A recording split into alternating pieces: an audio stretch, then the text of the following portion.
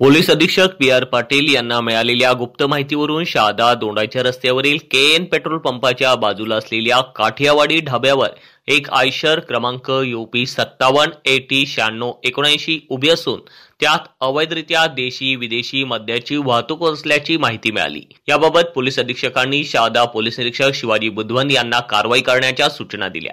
त्यानुसार शहादा पोलिसांचे तात्काळ एक पथक रवाना करण्यात आले।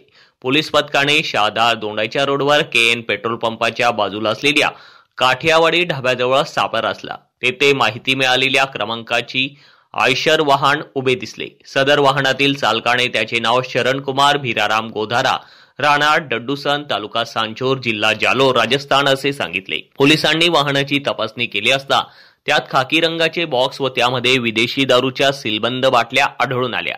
वाहनातील विविध कंपनीच्या मद्याची किंमत सुमारे 33,67,440 रुपये व 10 लाख रुपयांचे वाहन असा एकूण 43,67,440 रुपयांचा मुद्देमाल जप्त करण्यात आला।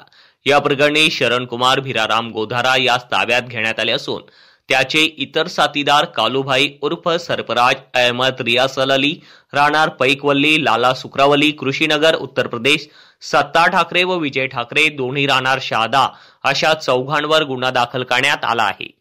शहादा पोलीस स्टेशनच्या अधिकाऱ्यांनी आणि त्यांच्या टीमनी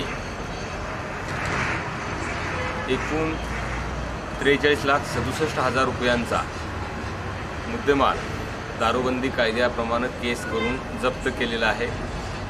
याच्यामध्ये एका आरोपीला ताब्यात घेण्यात आलेला आहे आणि अन्य 3 आरोपींची नावं निष्पन्न केलेली आहेत। यामध्ये 33,67,000 रुपयांची दारू आणि 10 लाख रुपयांचा आयशर कंटेनर जप्त करण्यात आलेला आहे। ही सगळी कामगिरी जी आहे ती शहाद्याचे SDPO दत्ता पवार, त्यानंतर शहादा पोलीस स्टेशनचे PI शिवाजी बुधवंत आणि त्यांच्या टीमने ही कारवाई केलेली आहे। या संदर्भाने आणखी काही आरोपी आहेत किंवा काय या संदर्भाने तपास करण्यात येत आहे।